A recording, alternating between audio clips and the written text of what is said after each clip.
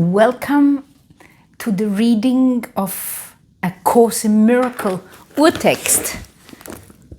I call it the telephone book version.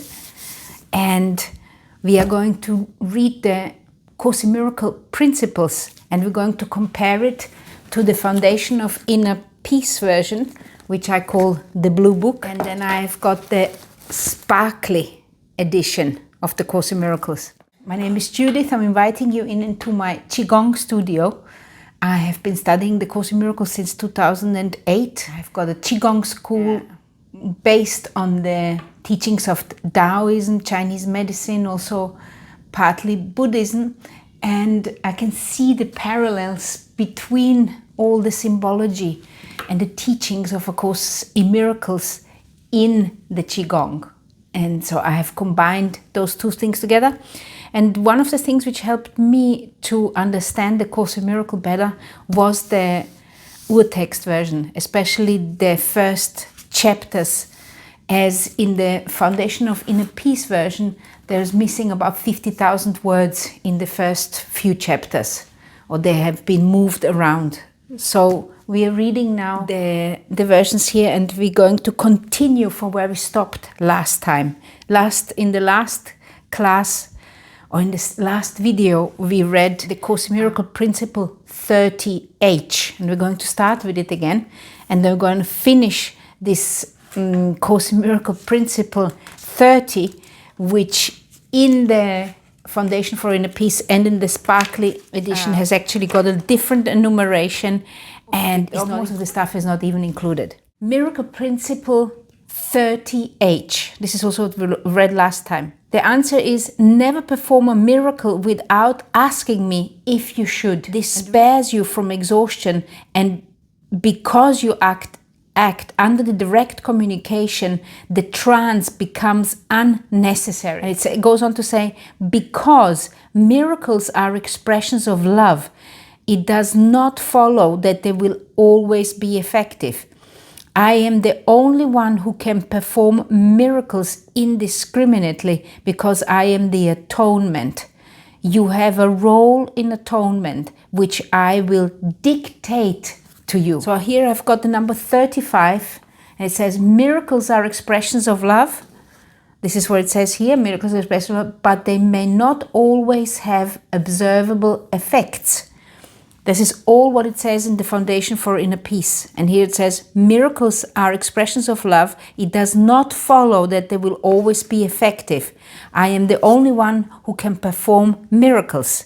And in the Sparkly edition, it goes to say, miracles are expressions of love, but it does not follow that they will always have observable effects. I am the only one who can perform miracles indiscriminately because I am the atonement. You have a role in the atonement which I will dictate to you.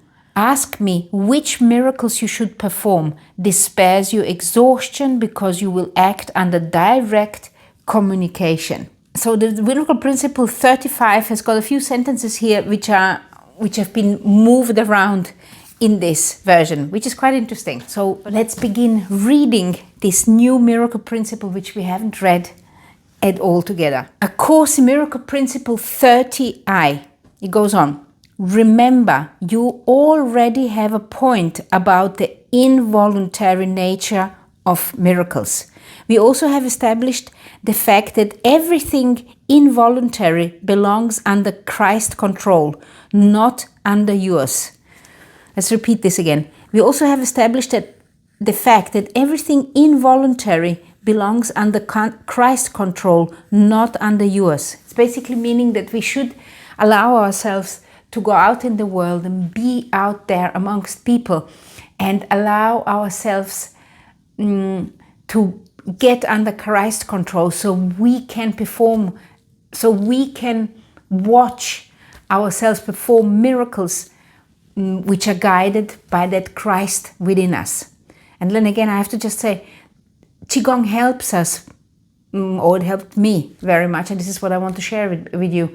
It helps me to bring myself, or to open myself up to this light, to this rays of light. It helps me open myself and allow it to speak and shine through me. Not necessarily aware what I'm going to say or what I'm going to do, but trusting that I will be guided when the situation arises. It's basically the trust which we have to develop. After we finish those miracle principles, I am very keen on reading the manual for teachers, because it's such an incredible, important part to develop the trust. So let's get on with this. Remember, you already have a point about the involuntary nature of miracles. We also have established the fact that everything involuntary belongs under Christ's control, not under yours. Under Christ's control, miracle replenish the doer as well as the receiver. And I love that. Miracles replenish the doer as well as the receiver. And that is again why I like Qigong so much. Because when I'm teaching Qigong, and I can't help myself but teach Qigong according to the Course in Miracle principles, I am replenished just as much as the people who are doing Qigong with me. And yeah, that is my mission, that's my function here. Then we go to 30J. So let me just have a look if that is in here. Christ controls miracles are part of the atonement. This is not in here yet. This next paragraph is not neither in the sparkly edition, and it's not in the Foundation for Inner Peace version either. So Christ controlled miracles. Possession really means not under Christ's control. So of course, important to know what do they mean by possession. Let's have a look here by 47. See previous footnote. Possession really means not under Christ's control, thus making him, the mind, vulnerable to projection. The reference to the earthbound entering bodies really refer to the taking over by their own earthbound thoughts. So I think that this is referring again to Casey, because this is still within the same chapter, and just before there was 2 paragraphs where the course or the dialogue was going on about Casey, and Casey was a miracle healer of its time, one of the most famous ones. And I think at that time, when he was performing miracles, when he was doing the healing, there was still talk when a person was kind of lost, then the person was possessed. And so possession really means not under Christ's control. Basically, they're possessed by the ego, or even maybe by the ego, and or probably also projecting things into and around themselves because they are not under Christ's control, thus making him vulnerable to projection. Him and other people vulnerable to projection. It's like exactly as it is. We are very, very powerful, and if we are not watching it, we are capable of projecting things outwards which are not even there. The reference to the earthbound entering bodies really refer to taking over by their own earthbound thoughts. This is demon possession. After all, Lucifer fell, but he was still an angel. After all, Lucifer fell, but he was still an angel. He is thus the symbol for man. So Lucifer is a symbol for man, is the one which has fallen, but after all, he's still an angel. What this really means is that every single one of us who is currently alive on this earth, everything who came before and everybody who comes after, we are all angels, we are all light, but we have just forgotten it. Let's see what it says on. After all, Lucifer fell, but he was still an angel. He is thus the symbol for man. Atonement is the knowledge that the belief that angels can fall is false. It is true that mind can create projections as well as miracles, but it is not true that projections are real. Any psychologist should understand this. This is what is meant by the truth shall set you free. The truth shall set us all free. So it's about the projection. The way I look at it is that everything what we can see around us really is a projection.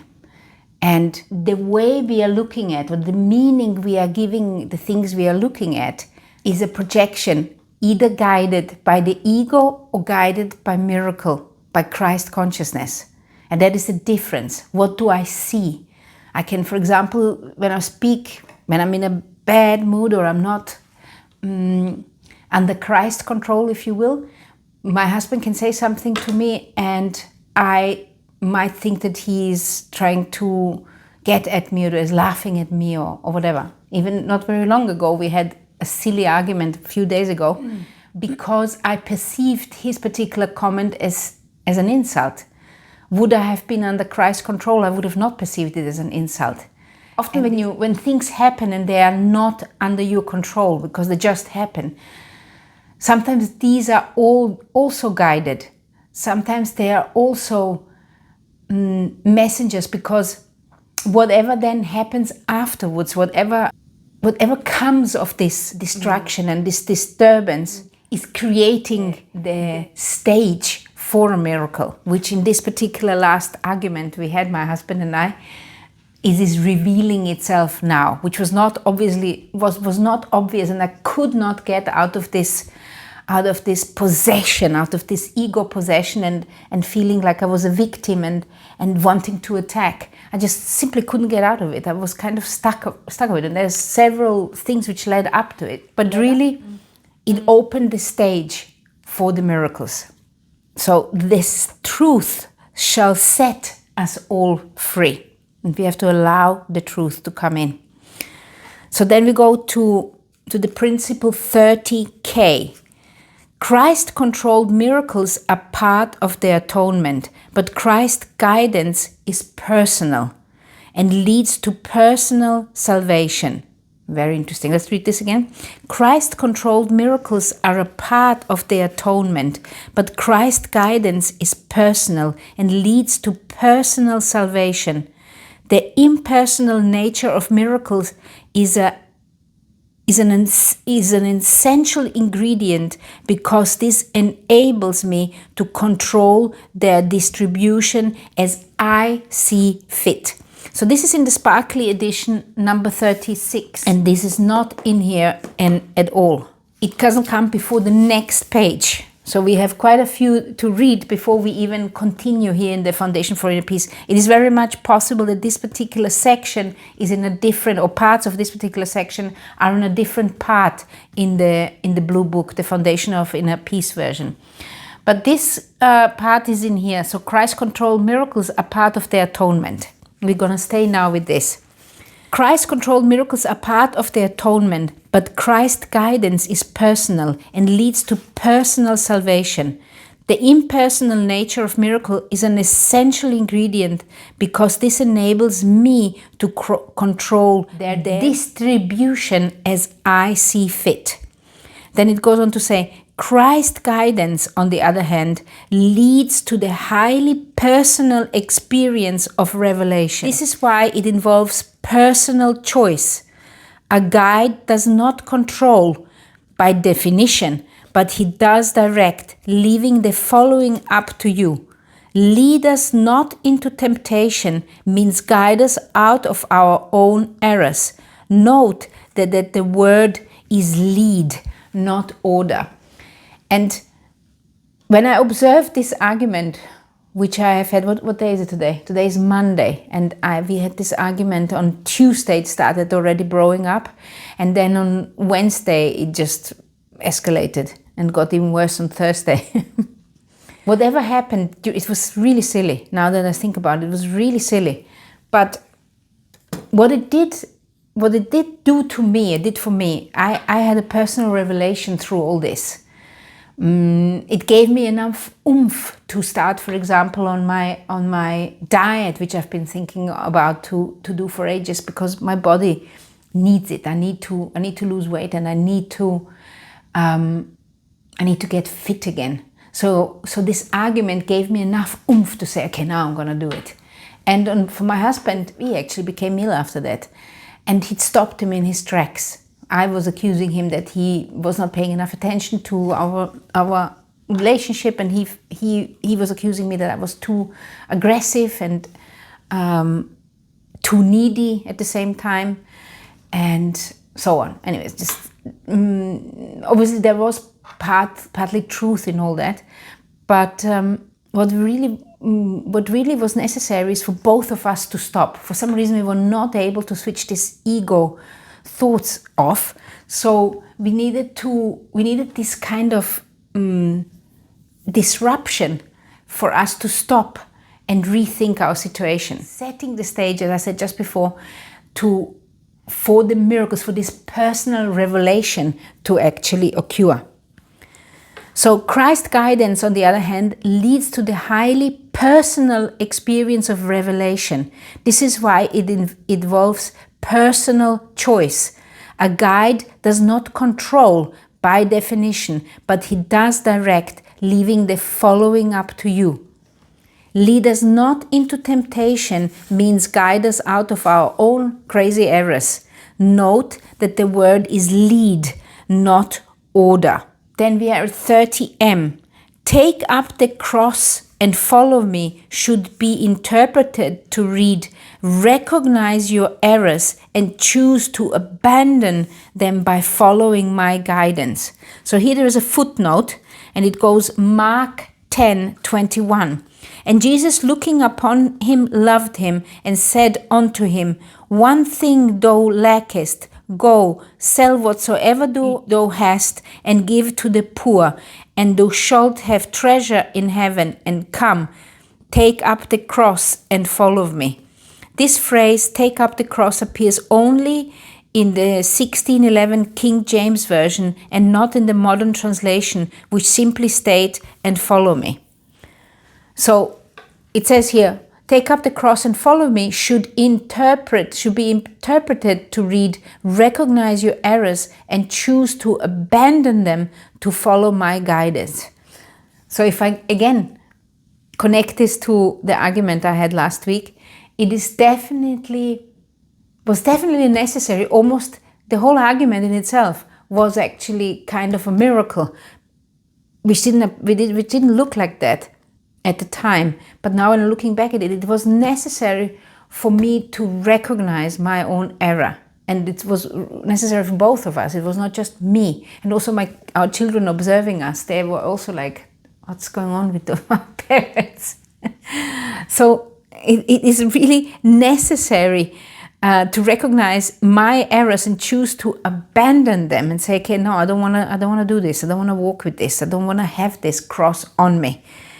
And to abandon them by following my guidance and to ask, can you please guide me through it? And this is also, during this argument, I refuse to ask of the guidance of Christ, because normally when I do, it does stop me in my tracks, and the conversation or the discussion might take a different turn. And I just really totally refused it. I didn't wanna. I wanted to punish. I wanted to be angry. I wanted to have disaster.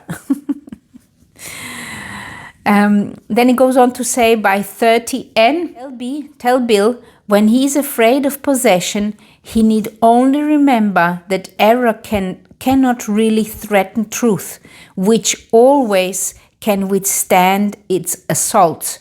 Only the error is really vulnerable. So only the error can be vulnerable. And if you use the error to shine the light into the world, then the error suddenly becomes meaningful in the performance of miracles as well.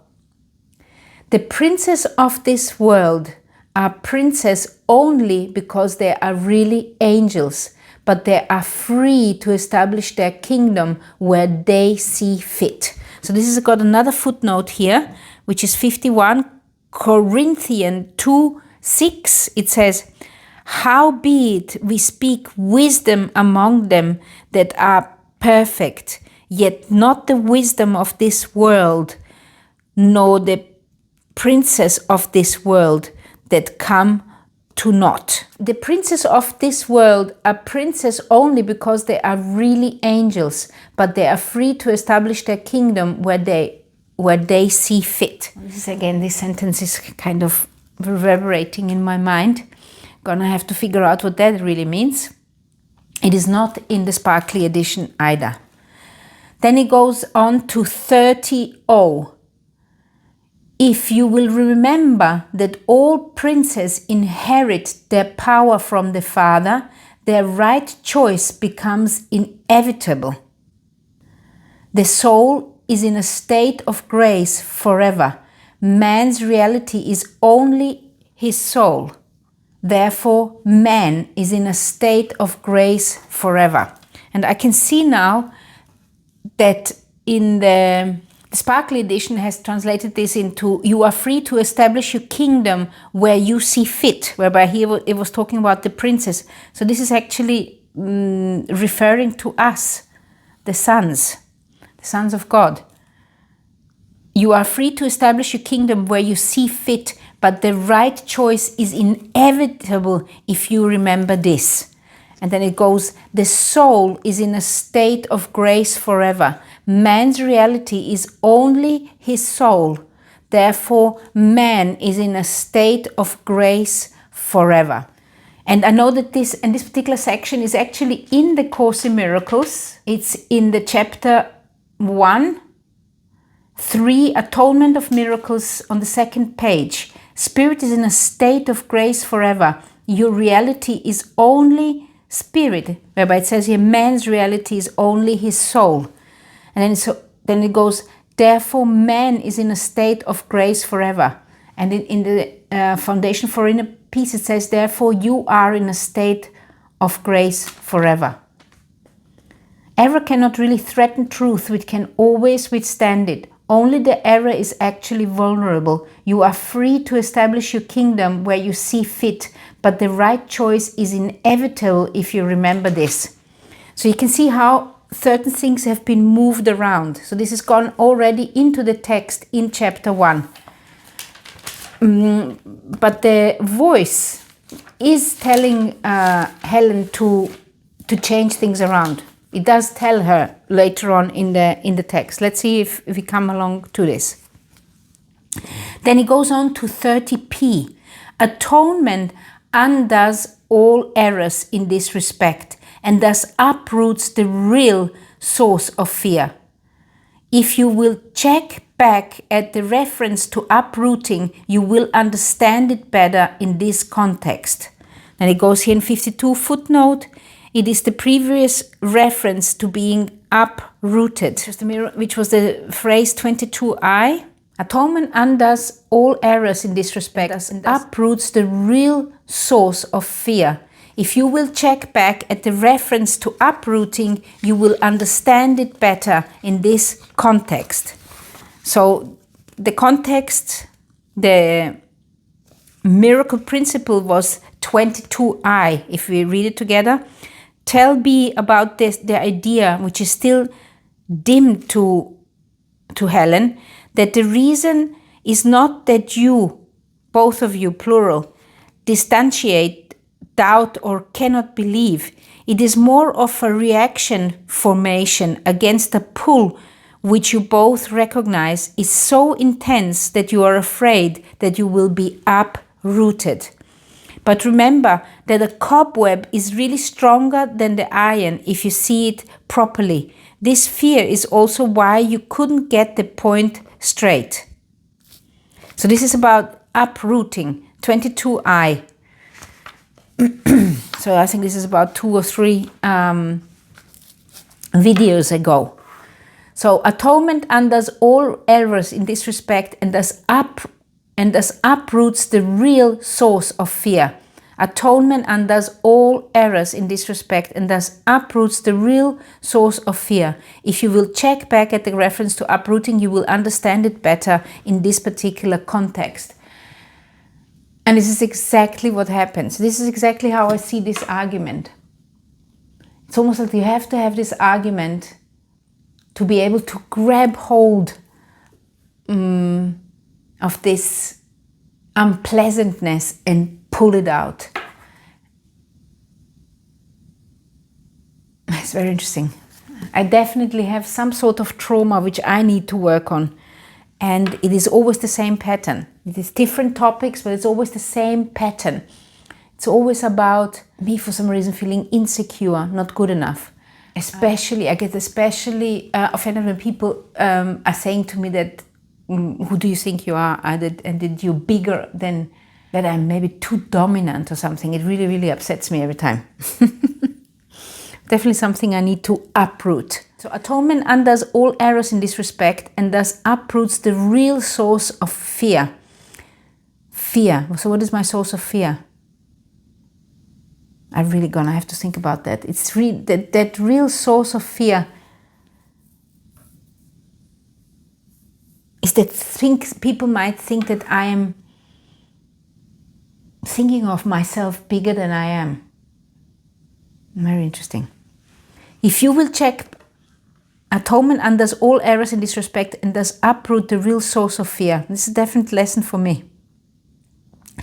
30Q is again a message to Bill. It goes like this. Tell Bill that whenever God's reassurances are experienced as threat, it is always because man is defending his misplaced and misdirected love and loyalty. That is what projection always involves. Then we go to 30R. Casting spells merely means affirming error, and error is lack of love. When man projects this onto others, he does imprison them, but only to the extent that he reinforces errors they have already made. This distortion makes them vulnerable to the curse of others, since they have already cursed themselves. The miracle worker can only bless, and this undoes the curse and frees the soul from prison. It sounds like it sounds like the Sleeping Beauty. And you have got the fairy which is spelling the curse, and then all the other fairies come after, and then the last fairy comes after and blesses and frees the soul from prison. But yeah, this is how I feel as well. I mean, I'm in Spain, and there's a lot of people who are into voodoo and things like that. And sometimes I see it down around us. I see people have made some spells where I can see all different kinds of items have been used there. And if we are actually grounded in love, then those spells cannot hurt us. But if we have already cursed ourselves, if then somebody else curses us on top of it, then it really becomes effective. And we really have to watch what we do. My husband, he got a stiff neck after this argument. I was so angry. I was so angry. So I'm now wondering if my anger and his own anger about himself has created this situation for him. Something to think about. Casting spells merely means affirming error, and error is lack of love. When man projects this onto others, he does imprison them. But only he does imprison them. It's like I've got to think about it. It's always very, very interesting that everything what is happening in the Course in Miracles, what I'm reading in the Course in Miracle, always somehow plays out in my real life. He does imprison them, but only to the extent that he reinforces error they have already made. This distortion makes them vulnerable to the curse of others. My curse, since they have already cursed themselves. The miracle worker can only bless, if he remembers that he's a miracle worker. And this undoes the curse and frees the soul from prison. Then there's again a instruction for Bill, 30S. Tell Bill that his slip about rivet should be noted. Some slips reach consciousness from the unchrist control subconscious and betray a lack of love. So this must be some kind of insider conversation because it makes no sense to me. Then it goes to 30T. It goes, but other slips come from the superconscious, which is in communion with God and which can also break into consciousness. So what is very interesting here, and I remember when I was searching through the whole book of what the superconscious, the book and basically the whole Course in Miracles, what is the superconscious, where is the superconscious and where is the subconscious? And then it says here, some slips reach consciousness from the unchrist controlled subconscious and betray a lack of love. So that means that the subconscious is not Christ controlled, especially when we are fear guided. So the way they explain this in the Chinese medicine or in the Chinese cosmology, Taoism, is that the kidneys are associated to fear, which is in the lower part, and this is also the most yin, the lowest, the darkest part of the yin yang. The wisdom really lays also in this area. The inner peace and the wisdom is laying in that area as well. But if we are fear controlled, we do not have access to our wisdom. We do not have access to our inner peace. It's like it is obstructed by our fear. And also all the other negative emotions which are associated with all emotions or not Christ-controlled emotions which we may have, they're associated to all the different organs according to the Chinese medicine. So if we allow fear to express itself in different ways, for example, anxiety in the spleen, pancreas, stomach, or anger and jealousy and envy in the liver area, then this is like a belt of fear where we are incapable to connect ourselves to the wisdom. And what we really need is we need to connect the superconscious, which is the yang, the light. We need to connect the yang, the superconscious. We need to connect it into the wisdom and then allow the wisdom to rise up into our mind. So we need this cooperation of mind, body and spirit to have this Christ consciousness. So the Taoists, they got at it from a different angle. And the Course in Miracle is a mental training. We need to retrain our mind to open up the gate to allow the light to come through. So as we are mind trained as Course in Miracle students, we have got the capacity to allow, we can allow this light to come through faster because we have gone through a year of mental training minimum. Some of us, obviously, I've been going on through what is it now? 18 years almost. So for me, it's obvious. For me, it's absolutely clear. But people who do not have our mind training, they are using the body to reach this. It takes them longer because they're starting at the bottom and then they have to work their way up. And they still have to come down again to understand it again. So it takes time to comprehend this whole connection, and we have to allow ourselves this time.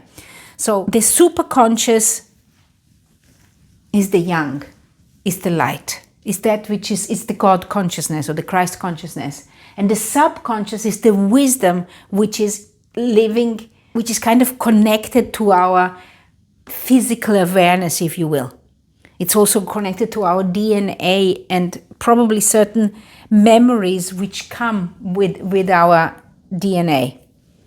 So we want to, this is also probably where our special function is stored. According to the Chinese medicine or the Taoism, it's the kidneys which are storing our destiny. So if you take again this particular hint from Taoism and the Chinese medicine, we need to allow the superconscious to come into the kidneys or come into this, sink deep down into ourselves to light up that area for our special function to reveal itself. The urtext really, really helped me to understand this, because this particular part is nowhere. There's this whole part here, this particular section has been taken out. It's nowhere in this Foundation for Inner Peace, and it's also I don't know if it's in the sparkly edition. It's not in there either. So this particular comment, which tell B that his slip about rivet, this must have been some sort of a conversation they've had together, should be noted. Some slips reach consciousness from the unchrist-controlled subconscious and betray a lack of love. And then it goes in the next one, but other slips come from the superconscious, which is in communion with God and which can also break into consciousness. It can break into consciousness if we allow it. So this is that yin-yang situation.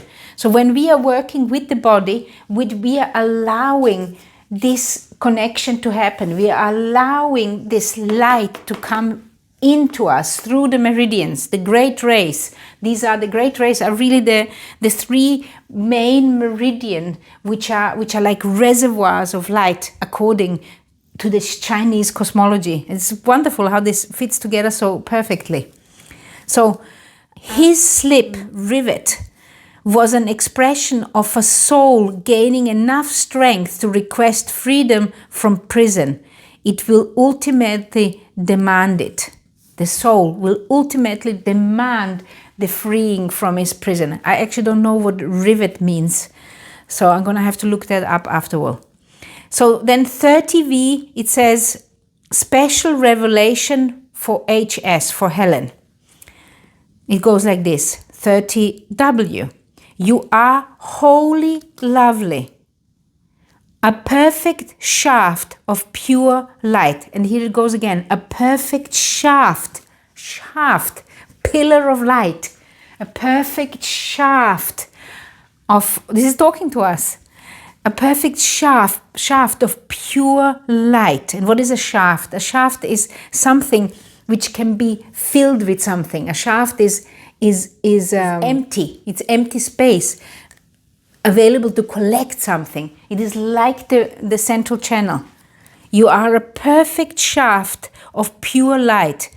Before your loveliness, the stars stand transfixed and bow to the power of your will. What do children know of their creation except what their Creator tells them? You were created above the angels because your role involves creation as well as protection. So the angels, they are protecting. We are creating and protecting. You who are in the image of the Father need bow only to Him before whom I kneel with you. You were created above the angels because your role involves creation as well as protection. You who are in the image of the Father need bow only to Him before whom I kneel together with you. And this is Christ, Jesus. I mean, I don't like to use the word Jesus. Christ is for me, is that what the persona Jesus remembered. He remembered the Christ within themselves. So Christ is kneeling with me. You who are in the image of the Father, you and me, we are in the image of the Father with the Christ consciousness within us, the Son within us, need bow only to the Father before whom I kneel with you. And then it goes 30AA, note, this revelation was permitted because you did not project onto me the blame for your omission to ask me if you should transcribe the notes. The fact that he should have done so does not exempt you from your own omissions. Basically what this means here is that she was trying to blame Bill and she didn't. And therefore she got a special revelation because she didn't blame and because she understood that it's still her responsibility. Even if the other one forgets, it's still your responsibility to make sure that you don't forget. That you can't just wash your hands and say, well, it has nothing to do with me, you did that, so I am exempt of all responsibility. And because she didn't do that, she received the revelation. It just tells us a whole story about how we should do things for ourselves.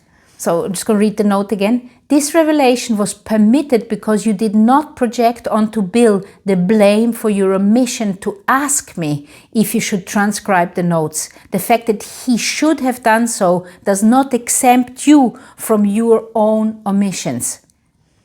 30 AB. Thanks for blessing him with a miracle rather than cursing him with projection. And that is what I did with my husband.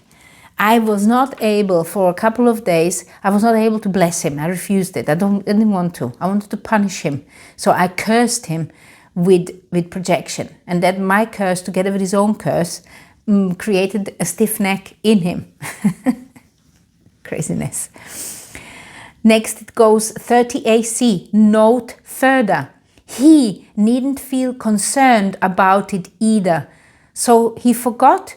It happens all the time until the habit of asking becomes involuntary. So we got to learn, and this is what the dialogue is showing us. You and me, we've got to learn to ask. I am asking and I forget to ask. And then I ask in certain situations. So I'm asking before I do a Qigong class, or I ask before I have a client, or I'm asking in all kinds of situations. But then for some reason, when it comes to the people I dearly love, there I don't ask. So why am I not asking there? Question, something I need to work on. So thanks for blessing him with a miracle rather than cursing him with projection. Note further. He needn't feel concerned about it either, so he forgot. So what? It happens all the time until the habit of asking becomes involuntary. And then there's another note in brackets, which is 30 AD. Helen's meeting with Dr. Wise and Dr. Damrosch, Dr. D permitted an opportunity for questioning in his capacity as chairman of the flu board for asking regarding Bill's flu shot. This was an example of how miracles should work. You did not jump into the question yourself, and even though you did rush for the phone on Red's advice, you exerted no pressure on Bill's reluctance. So this is obviously something which has happened there, and this is an important revelation for them. Then it says T30AE. This gave me a chance to let you leave it to the real expert whom I sent to answer the question. Very interesting. So what I'm reading here is that Helen wanted to interfere, it sounds like me, so wanted to impose her own opinion. And the voice is saying, it's good that you didn't interfere because I have sent a real expert who knows how to explain the particular issue with the flu shot to Bill. Very interesting. Sometimes we just have to allow this to happen and let go of it. Very good. So the next chapters, they go very fast. I can see that most of those paragraphs are actually both in the Foundation for Inner Peace and in the Sparkly edition. So we're going to leave it at this particular section here. Like I said before, I find it always very, very fascinating how my life is always somehow connected to the Course, and how it fits so incredibly well on exactly my foolish situation which I have experienced last week. And sometimes I'm just going to have to trust that whatever has happened was necessary, not only for your own revelations, but for the revelations in other people. And sometimes you were just part in their revelation. You were just there for them to understand whatever they needed to understand. So we need to allow ourselves this. We need to allow ourselves to be humble and to just allow things to unfold, stages to be set. And this is also true for the things which are happening in the world. That thing which is happening in Iran is specifically touching me. And when I try to see when I opened up the miracle, the Course in Miracles, to give me some kind of a hint how I was supposed to understand it. It opened up the section of the Holy Spirit's plan for forgiveness, and then led me on to read about unhealed healers, which I have been wondering about and thinking I need to read this particular section about 2 weeks ago. And it was very interesting to find my answer that way to the situation which I saw in the world, and basically also the situation which I finding myself in my private life. So yeah, the connections are always there, and we gotta allow ourselves to be guided by this Christ consciousness. I invited you here today. This table I got from my children. They bought me this beautiful table which can rise and fall. And today I had some difficulties of concentrating with work. And then I decided, you know what, I'm going to build this table now. It's been standing now here since Christmas, which is almost a month now. I got to build it together. And the table is so nice and big, and I can stand because it goes up and down electrically. So I can stand here saying, I'm going to have to record this Course in Miracle principle today. I even wanted to do it already in the morning, but then the things just didn't happen. And now that the table is here, I'm so pleased that I could do this with you, christening this table with this beautiful lesson together with you. Let me know what revelations you had, what kind of conclusions you have had with this reading with me. Also tell me if there's anything specific you would like me to read, and leave me the notes below, even if you just say hi, so I know that you've been here. Thank you so much for being part of this. If you would like to learn Qigong with me, let me know in the comments as well. I will send you a link of how you can inscribe. This year, 2026, I am starting with monthly workshops where we are going to basically go through the entire 12 months course, which I have for people for personal development, and also for people who would like to teach Qigong. Love, light and Qi to you. Have a wonderful day. Have a wonderful week. Big Qi hug to you.